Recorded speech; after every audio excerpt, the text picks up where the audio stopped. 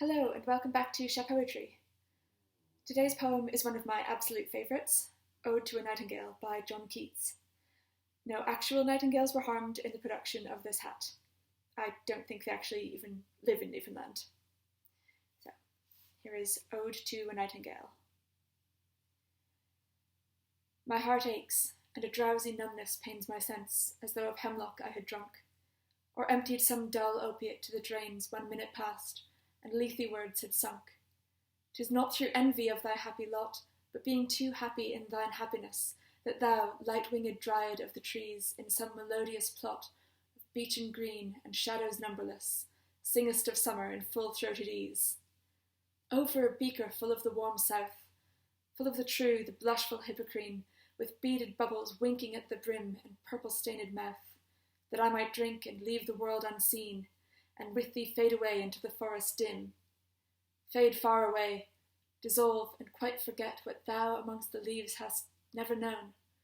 The weariness, the fever, and the fret, here where men sit and hear each other groan, where palsy shakes a few sad last grey hairs, where youth grows pale and spectre thin and dies, where but to think is to be full of sorrow and leaden-eyed despairs, where beauty cannot keep her lustrous eyes, nor new love pine at them beyond tomorrow.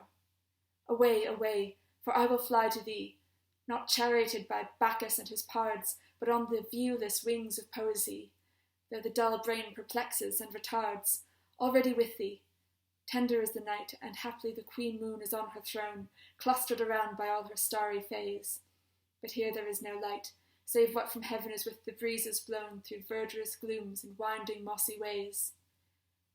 I cannot see what flowers are at my feet, nor what soft incense hangs upon the boughs, but in embalmed darkness guess each sweet, wherewith the seasonable month endows the grass, the thicket and the fruit tree wild, white hawthorn and the pastoral eglantine, fast fading violets covered up in leaves, and mid-May's eldest child, the coming musk rose, full of dewy wine, the murmurous haunt of flies on summer eves.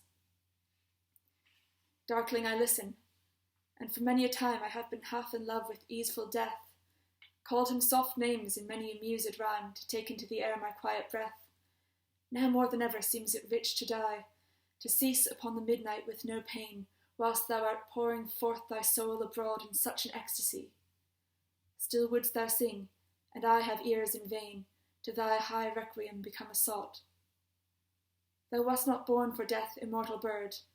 No hungry generations tread thee down.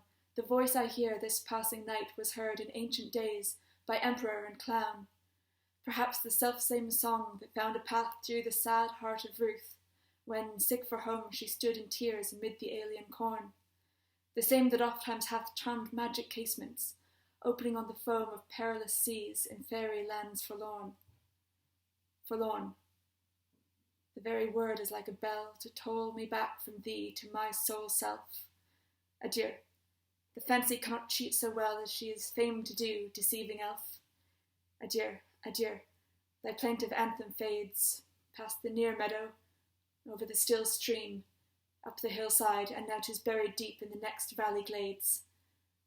Was it a vision or a waking dream? Fled is that music. Do I wake or sleep? And I hope I've done that poem even a slight bit of justice. Like I say, it is one of my favourites. Thank you so much for watching, and please come again for the next one.